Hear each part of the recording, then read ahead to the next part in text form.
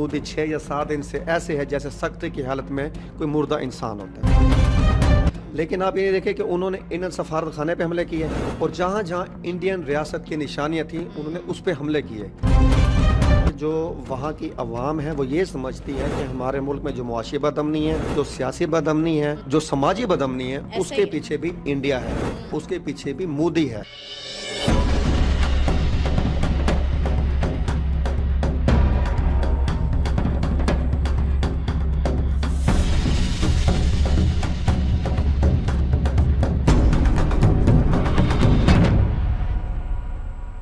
बिस्मिल्लाहिर्रहमानिर्रहीम, अस्सलाम वालेकुम. मैं हूं तंजीला मलिक. साउथ पंजाब डिजिटल के प्लेटफॉर्म से आप सबको खुशामदीद कहती हूं. नाज़रीन गिरामी, नमस्ते. ये वो लफ्ज जिस पर भारत को हुआ करता था जवाब का इंतजार, लेकिन अब की बार दुनिया ने पलट कर जवाब न दिया.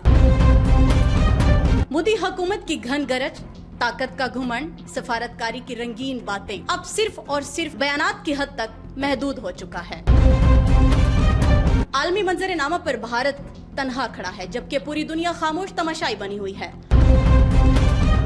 आज की पॉडकास्ट में हम बात करेंगे मोदी हुकूमत की आलमी सिफारती नाकामी की, जिसने न सिर्फ भारत की पोजीशन को कमजोर किया बल्कि इलाकाई अमन को भी खतरे में डाल दिया है.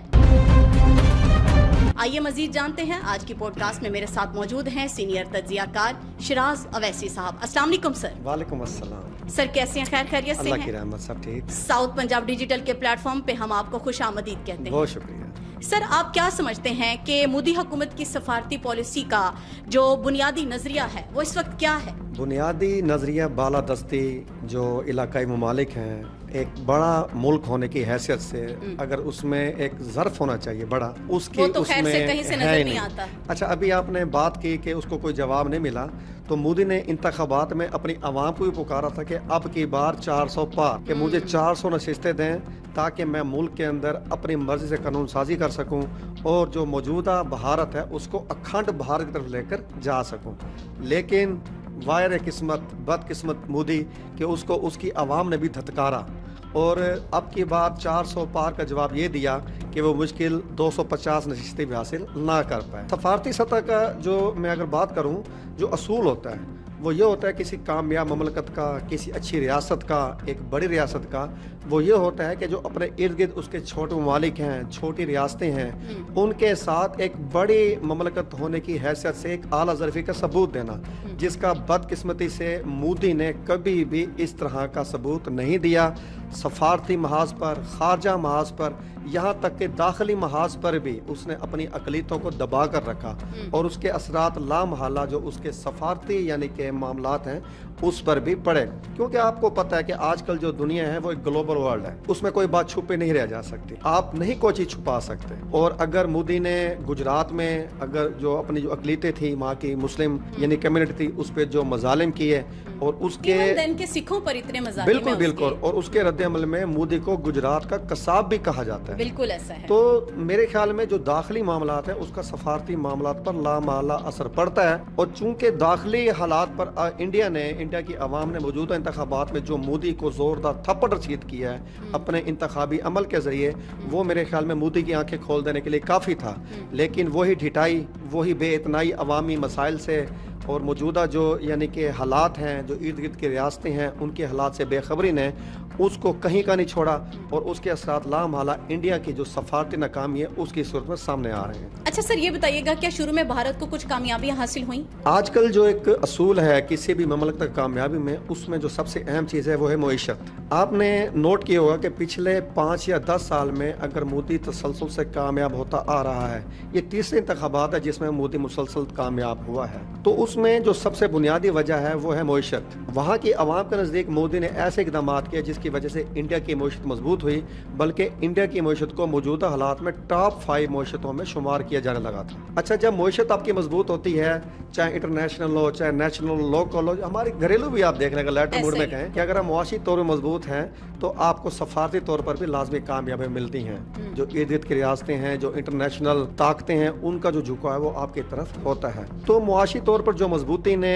मोदी को कामयाबी दिलाई थी जो मौजूदा उसने बेवकूफ़ी की, हमारी ममलकत पे, हमारी मुक़द्दस रियासत पे हमला करने की बेवकूफ़ी की और उसमें उसको मुंह की खानी पड़ी, उसके असरात जो यानी कि वो सफारती तौर पे एक कामयाबी दिखाता था, मुआशी तौर पे कामयाबी दिखाता था, उसको गिनाने में ना उसको एक शानदार और जानदार किस्म का जवाब मिला है। और जो उसकी सफारती कामयाबी का है, मुआशी कामयाबी का है, अब मेरे ख्याल उस तरीके से दुनिया में नहीं है। आपने एक बात नोट की होगी कि जब पाकिस्तान ने मुंह तोड़ जवाब दिया 10 मई को, योम फतह, योम तशक्कुर, उसके बाद जो इंटरनेशनल कम्युनिटी है, जो आलमी ममालिक हैं, आलमी ताकतें हैं, उन्होंने उस तरीके से इंडिया की हिमायत में रद्द अमल का इजहार नहीं किया जिस तरीके से वो इस जंग से पहले इंडिया की हिमायत में खुलकर आते थे। यहाँ तक करके जंग से 4 या 5 दिन पहले अमेरिकन प्रेसिडेंट, अमेरिकन वज़ीर ख़ारजा और अमेरिकन नायब सदर ने बबांग ढाल कहा था कि हमें पाकिस्तान और इंडिया की जो मौजूदा सूरत हाल है उससे हमें कोई गर्ज नहीं है। यानी उन्होंने एक तरह से जो मोदी है उसको शह दी थी। लेकिन जब उसको मुंह तोड़ जवाब मिला और वो अब तक अपने जो रिश्ते ज़ख्म है, जो नासूर है, वो अब तक उसकी तकलीफ़ को, उसकी टीसों को महसूस कर रहा है, तो उसके बाद आप देखें जो इंटरनेशनल बरादरी है, ताकतें हैं, उन्होंने उस तरह से रद्द-ए-अमल का इजहार नहीं किया। और मोदी अब एक तन्हा यानी कि बयाबान में फिरते मुसाफिर की तरह अपने आप को महसूस कर रहा है। आपने एक चीज़ और नोट की होगी कि जो उसने अवाम से खिताब किया था, फीका खिताब, टूटे फूटे अल्फाज में मुश्तमिल उससे खिताब, तो बोला भी नहीं जा रहा था। उनकी बॉडी लैंग्वेज से साफ और वाज़ेह तौर पर पूरी दुनिया को यह पैगाम गया है कि वी आर फेलियर्स। एक शिकस्त खोरदा इंसान के अल्फाज थे, ठीक है ना जी। और एक शिकस्त खोरदा जो इंसान है उसकी बॉडी लैंग्वेज वो साफ हमें दिखाई दे रही थी। उसका आप रिजल्ट ये देखें अल्फाज ही साथ नहीं दे हाँ रहे जी। थे। और अब 7 या 8 दिन से मोदी बिल्कुल खामोश है। फिर सबसे अहम चीज़ जो आप देखें कि जो इंडिया की पार्लियामेंट है उसमें जो मोदी की, मैं अब यानी कि अल्फाज कुछ ऐसे हैं कि मैं इस्तेमाल नहीं कर सकता, यानी ऐसी खिंचाई हुई है उसकी कि आपने कई वीडियोस में देखा होगा कि मोदी अपना समूह लेकर बैठा था, बिल्कुल उसके पास जवाबात नहीं थे।